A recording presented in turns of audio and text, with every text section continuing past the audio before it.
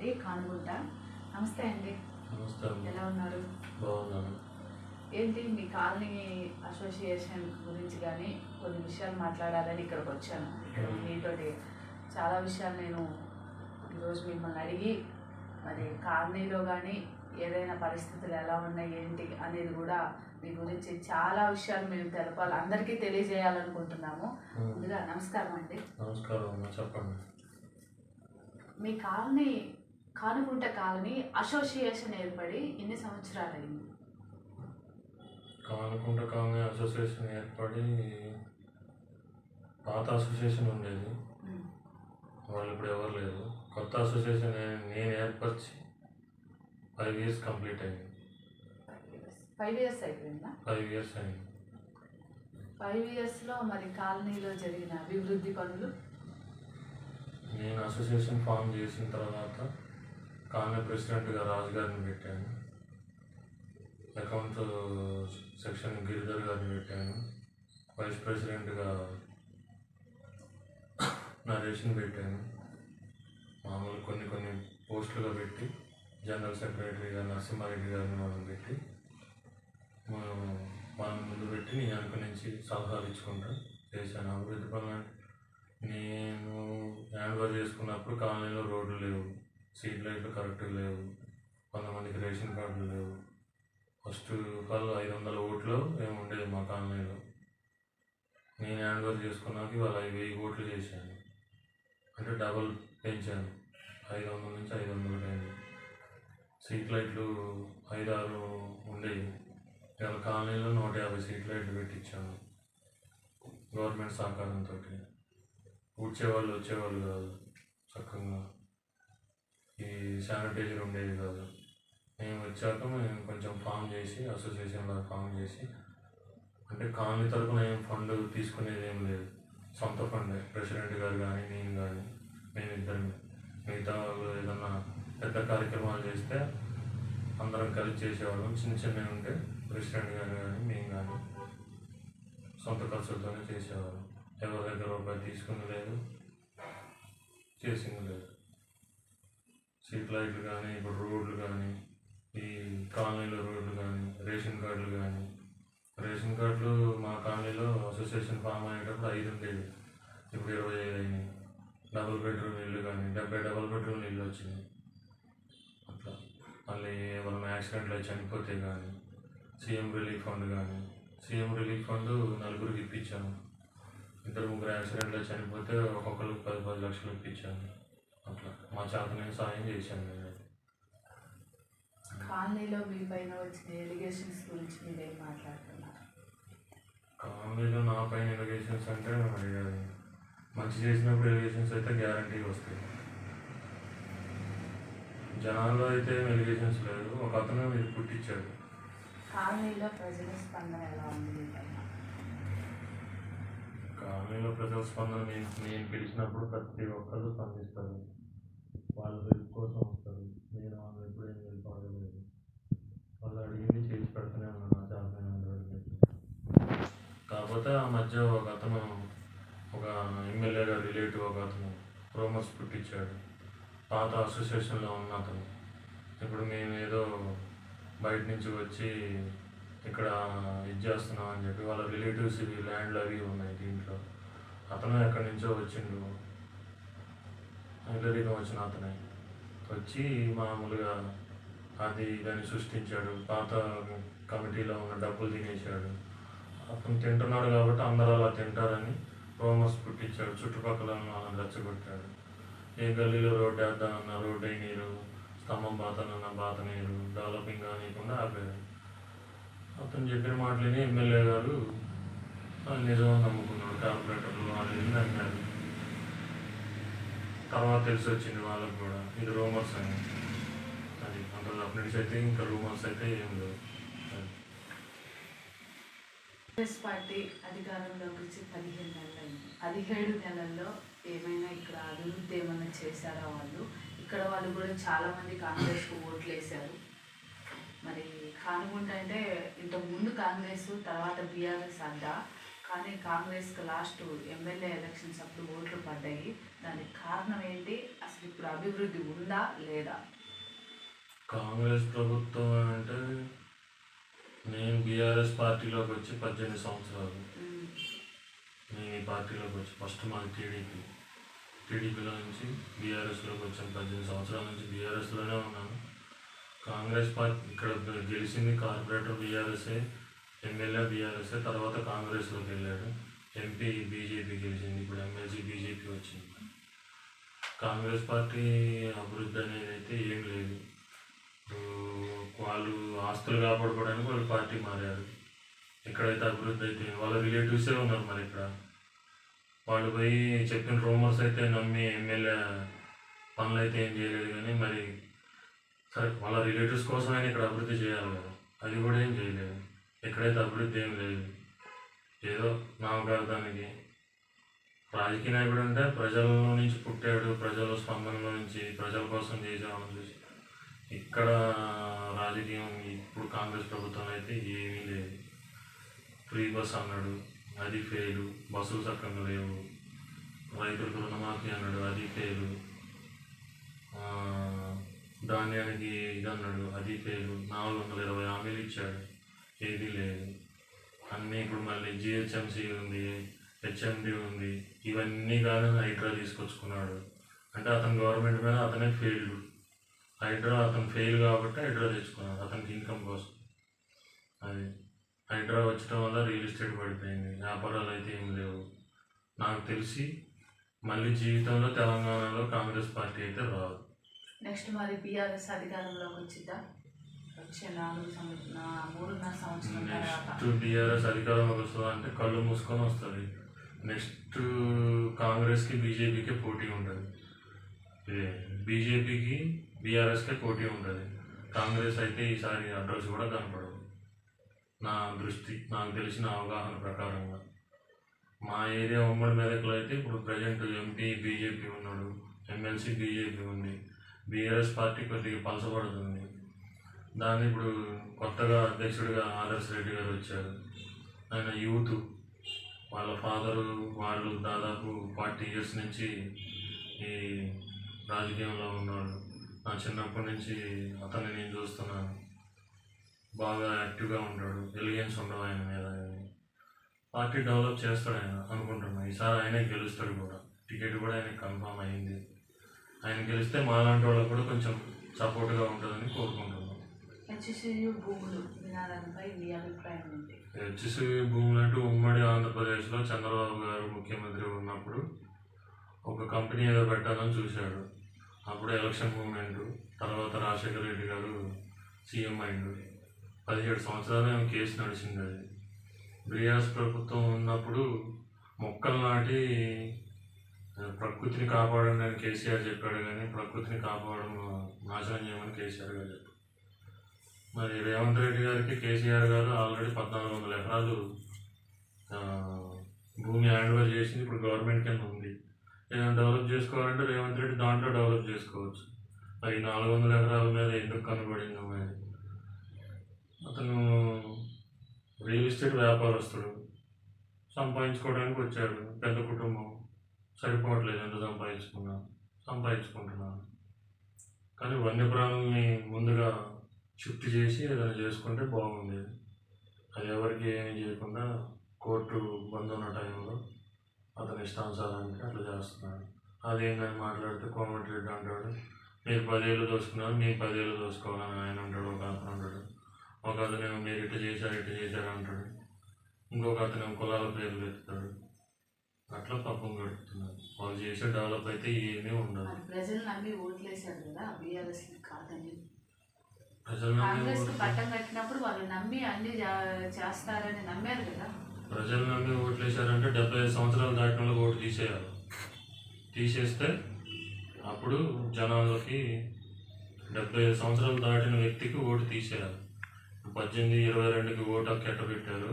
75 దాటితే ఓటు హక్కు తీసేయాలి. తీసేస్తే అప్పుడు అతను దేని పార్టీకి ఏటో ఓటు వేస్తున్నాడు, అతని ఏజ్ కెపాసిటీని బట్టి అట్లాంటి వాళ్ళకి అర్థం అవుతుంది. అది రైతులు కొంతమంది మోసపోయి వేశారు. ఇప్పుడు బాధపడుతున్నారు. కాళేశ్వరం ప్రాజెక్టు మీద రూమర్స్ పుట్టించాడు, నీళ్ళు లేక. ఒక గుడి కడతారు, యాదగిరిగుట్ట గుడి కట్టాడు, వాళ్ళ ఎమ్మెల్యేలు ఒప్పుకుంటున్నారు కదా. మరి ఇంతకు ముందు నా బీఆర్ఎస్ పాలనలో వాళ్ళపైన కూడా చాలా ఎలిగేషన్స్ ఉన్నాయి. వాళ్ళు తిన్నారు, రైతులకు ఇవ్వలేదు, ఏమి ఇవ్వలేదు, వరి వేసి కూడా వేస్ట్, అనవసరము వరి పంటకు కూడా ఏమి ధాన్యానికి ఇవ్వలేమని కేసీఆర్ గారు సార్లు చెప్పడం కూడా జరిగింది. నష్టమైతే ఏం చేయలేదు కదా, అన్నీ అమ్మిచ్చాడు కదా, ధాన్యాన్ని పంట పండించాడు కదా.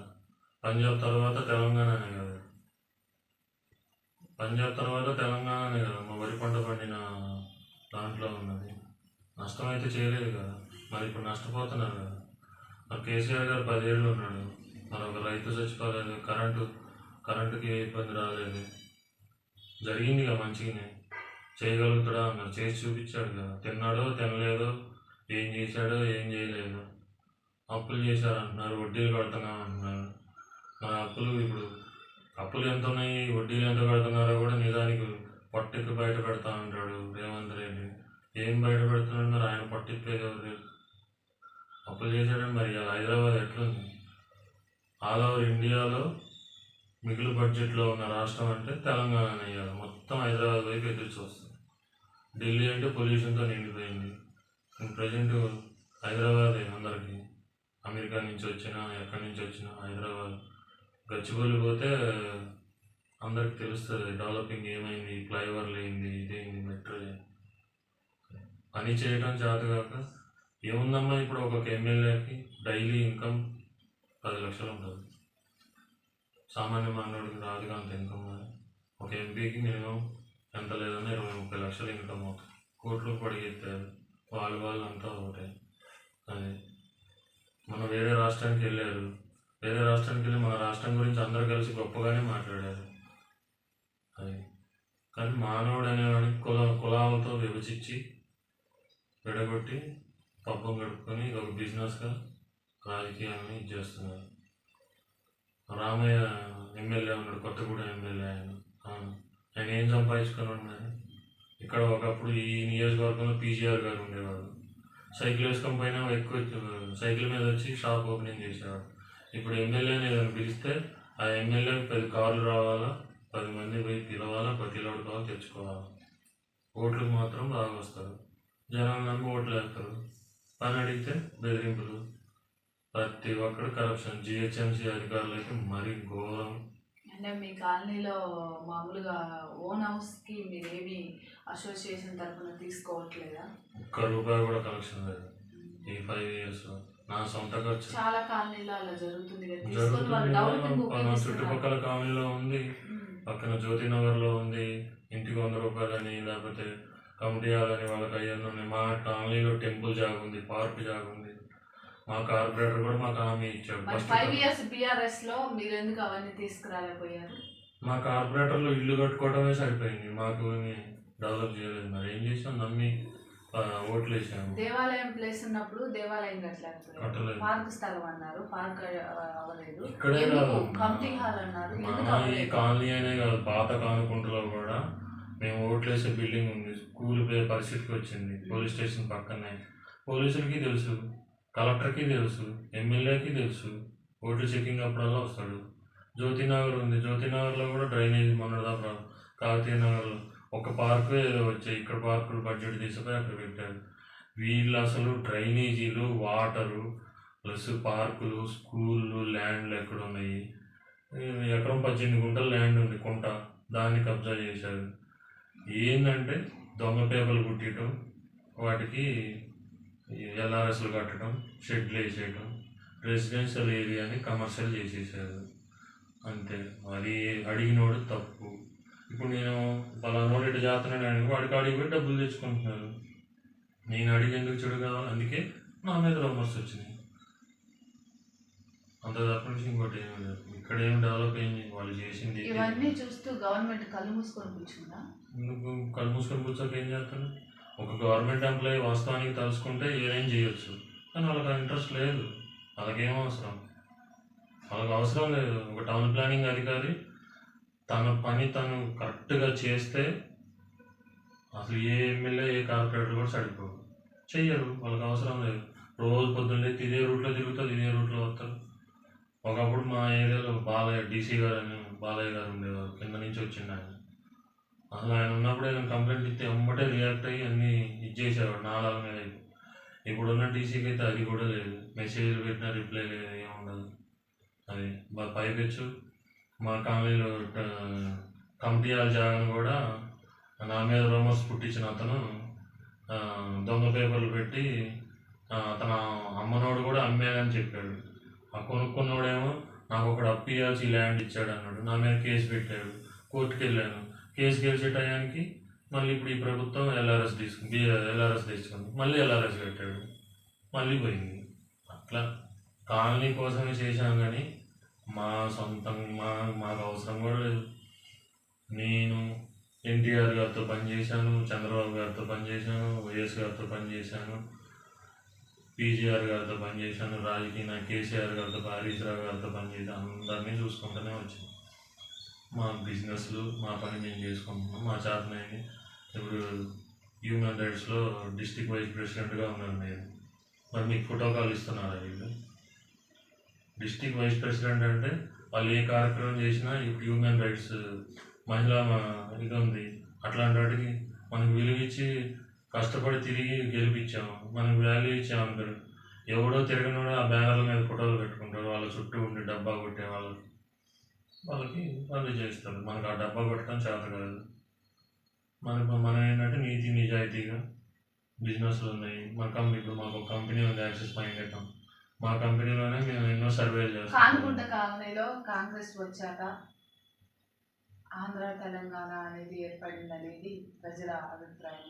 లేదు, ఇక్కడ ఒక అతను పుట్టించింది, అది ఎమ్మెల్యే రిలేటివ్, వెంకటరెడ్డి అని ఎమ్మెల్యే రిలేటివ్ ఒక అతను ఉన్నాడు.